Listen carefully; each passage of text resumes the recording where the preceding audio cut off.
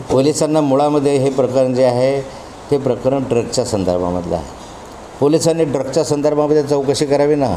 याच्यात दोषी आहे का, रेव पार्टी आहे का, यानं ड्रग घेतलेले आहे का, ड्रग बाळगलेले आहे का, मग हा खरंच आधी गुन्हेगार होता का. सर्व पोलिसांनी न्यायालयामध्ये हे सगळं नाकारलेलं आहे. न्यायालयात सांगितलं की रेव पार्टी नव्हती, ह्या संदर्भाच्यावर कोणताही गुन्हा दाखल नाही आहे.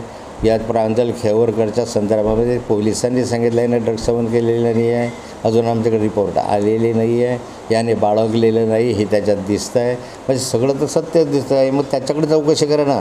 त्याच्या माध्यमातून हे आम्हाला मिळालं, ते आम्हाला मिळालं, लक्ष विचलित करण्याचा प्रयत्न आहे. आणि असेल तर गुन्हा दाखल केला पाहिजे, चौकशी केली पाहिजे आणि पोलिसांनी जनतेसमोर मांडलं पाहिजे. उलट भ्रम निर्माण करण्यात अडचणीचं सत्य आहे ते मांडलं पाहिजे आणि सत्याची चौकशी झालीच पाहिजे. गुन्हा असेल तर शिक्षा झाली पाहिजे. चला. परंतु त्यांनी मीडियासमोर आणले नाही. फक्त त्यांनी मीडियासमोर सांगितलं की असं त्यांच्या गुगल ड्राईव्हमध्ये भेटले. नाही मिळाले असतील, नाही मिळाले असेल का बरं. चित्र या काय नाव या बाईचं रुपाली ताईला कसं काय माहिती. रुपाली ताई असेल ना, नसण्याचा कसा संबंध तो असेलही. पण मग या रुपाली ताईंना काय माहिती आहे तर पोलिसांनी सांगावं ना. पोलिसांनी रिसर गुन्हा दाखल करून सांगावं. असं नाही वारंवार असू शकतात माझ्या तुमचे अनेक फोटो असू शकतात, ते माझं प्रायव्हेट लाईफ आहे. गुन्हा जोपर्यंत माझ्यावर दाखल होत नाही, जोपर्यंत माझ्याविषयी तक्रार दाखल होत नाही, तोपर्यंत रुपाली ताईला असं का पोलिसांना याच्यावर बोलण्याचा अधिकार नाही आहे. तर तो चौकशीमध्ये दोषी आढळला तर फाशी लावला पाहिजे. त्याला योग्य ते कायदेशीर शिक्षा झाली पाहिजे. मरेपर्यंत त्या शिक्षा अशा लोकांना द्यायचं समाजामध्ये अशा स्वरूपाचं दुष्कृत्य करतील मी जावयाचं समर्थन करणारा नाही. परंतु व्हाया रूपाने ताई अशा स्वरूपाचे उद्योग पोलिसांनी पण करू नये. पोलिसांनी यावं, गुन्हा नोंद करावा, कोण्या महिलेची तक्रार असेल तर ते सांगावं. यामध्ये सगळं पहिल्या दिवसपासून पाहतो तर संशयाचं वातावरण आहे. रुपाली ताईंना मी सांगेल की जरा लोढा प्रकरणामध्ये लक्ष घाला. जरा नाशिकच्या प्रकरणामध्ये जे 72 अधिकारी अडकले आहेत त्याच्यामध्ये लक्ष घाला. तर राधाकृष्ण विखे पाटलांनी सुद्धा म्हटले की चौकशी करा. साताऱ्याची जे मला माहिती मिळाली 2 माजी मंत्री वगैरे कोणी माजी मंत्र्याचा पोरगा काय जे असेल अजून अधिकृत नाही त्याच्याकडे जर ताईंनी लक्ष घालावं. हे जे महाराष्ट्रात प्रकरण घालतात ना ताई महिलांवर याच्याकडे लक्ष घाला ना. दुसऱ्याच दिवशी तिथं हगवणे प्रकरणात गेले असतात मला बरं वाटलं असतं ना. अनेक प्रकरणात तिथं पोहोचत नाही, बीडला पोहोचत नाही, तिथं त्याची ताकद नाही, हिंमत नाही. या ठिकाणी बाकी आले रोहिणी ताई म्हणून रुपाली ताई आल्या. पण चौकशी करा.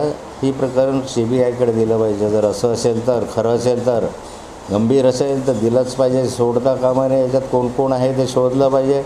जे असतील त्यांना फाशी दिली पाहिजे. परंतु निव्वळ पुराव्याअभावी बदलत राहायचं ते योग्य होणार नाही. सर्व बाजूंनी याची चौकशी करा. भाऊ तिघं घ्या. रुपाली चाकणकर यांनी पत्रकार घेऊन आपल्या जावयावरती अनेक आरोप लावलेले काय बोलणार.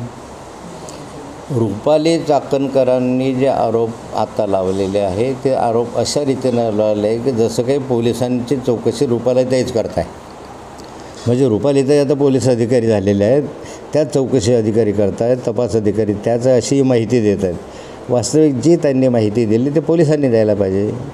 अशा स्वरूपाचे गंभीर स्वरूपाची माहिती एखाद्या महिला आयोगाचे अध्यक्ष जी राजकीय पक्षाचे कार्यकर्ता आहे आणि रुपालीताई चेकाळल्या का. कारण रुपालीताईच्या आणि रोहिणीताईचे किती मैत्रीपूर्वक संबंध आहे हे तुम्हाला माहिती आहे आणि त्यामुळे रुपालीताई एवढं चेकाळून बोलत आहे. पण त्यांनी सत्य ते बोलावं, त्याच्याबद्दल ओमत असण्याचं कारणच नाही आहे. पण या संदर्भामध्ये मी जावयाचं समर्थन करणार नाही. माझी एवढीच मागणी आहे की पोलिसांनी याची चौकशी केल्यापेक्षा आता पोलीस करत आहेत. SIT BIT कशाला करतात चौकशी. SIT तुमच्या अंडर आहे. तर केंद्र सरकारच्या अंडरचे एखादी निष्पन्न संस्था CBI वगैरे सारख्यांना चौकशी करा. नाही लांबणारं प्रकरण जर असेल तर SIT नाही करू शकत या संदर्भामध्ये. त्यामुळे CBIकडे चौकशी करा. पण या संदर्भामध्ये पोलिसांनी सांगावं की या महिलेची तक्रार आली आहे, या मुलीची तक्रार आली आहे आणि ह्याच्यात आहे.